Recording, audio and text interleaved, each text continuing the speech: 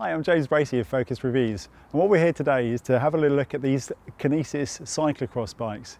This is the CX race frame. It's a brand new frame from Kinesis UK, and it's designed as an out-and-out race bike. So there's no other superfluous features on this bike that you would have found on their previous incarnations like the Pro 6. So what we have is we have no bottle cage mounts whatsoever. We've got no rack mounts and no mudguard mounts. So this is purely for racing. Now what I've done is I've actually got two bikes here. Most cyclocross racers will have two bikes, so you have one racing and then one in the pits, and you swap over, and hopefully you've got a very nice kind volunteer to help you wash your bikes as well while you're racing. And what I've gone for is I've gone for one bike with disc brakes and one with cantilever brakes as well. The cantilever brakes are the most traditional style of cyclocross bike, but over the last couple of years since the UCI allowed it, disc brakes have become more and more popular, and in fact more and more popular on road bikes themselves.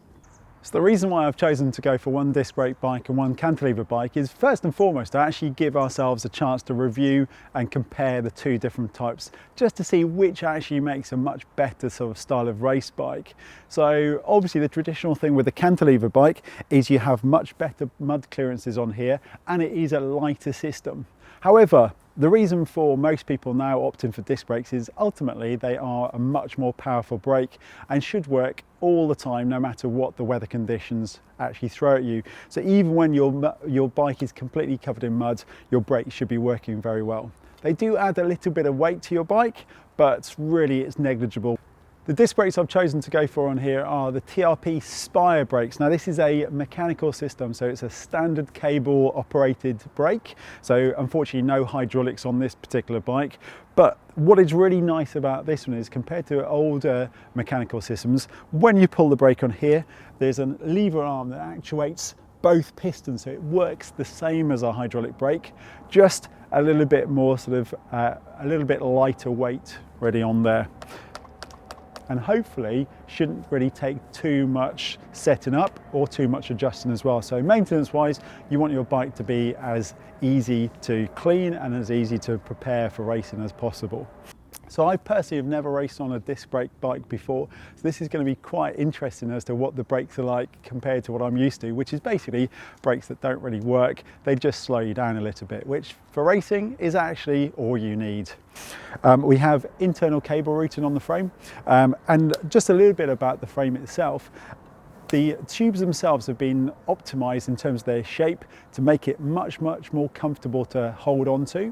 So we've got a much more rounded sort of shape here. So when I want to shoulder the bike, it means I can actually sort of fit that onto my really bony shoulders quite comfortably, and a larger and ridged bottom or down tube on here as well. So basically with this, I can actually hold on quite nice and easily on here. It's made of scandium, which is an aluminium alloy that should be roughly the same weight as a carbon, and also the way it rides is not quite as stiff as a standard aluminium frame. So what I'm expecting, and as you can see this is a brand new bike, so I've never ridden it, what I'm expecting really is a bike that should be quite nice and solid but still quite comfortable as well, so I'll be able to apply the power whenever I need to. But just a few little features on this bike here. It's optimized for a single ring setup. So modern sort of bikes as well, you're going for a single ring setup. I've actually chosen to go a little bit old school, and we're going to go for a derailleur setup on here. So I've actually got a choice of two chainrings on the front. I've chosen to spec it with the new Shimano Ultegra 11-speed cyclocross group set. So we've got a 46/36 chain set on here, and the standard sort of short cage rear derailleur with an 11/28 cassette on this as well.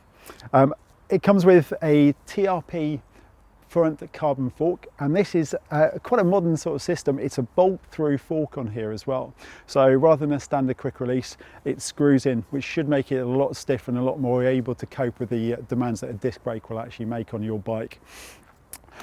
Gone for tubs as per usual. So tubs are the glue-on type tyres, preferable for racing cyclocross because you can run them at very low pressures and not have to worry too much about tyres rolling off, and effectively should give you as much grip as you ever really need.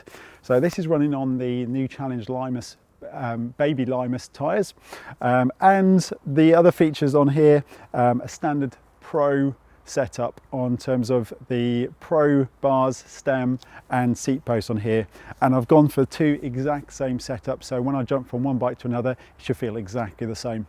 Hopefully what I should be finding out is that this disc brake system should help me to become a faster racer, whereas the cantilever system should make it to be the lightest bike for me to use on the harder courses.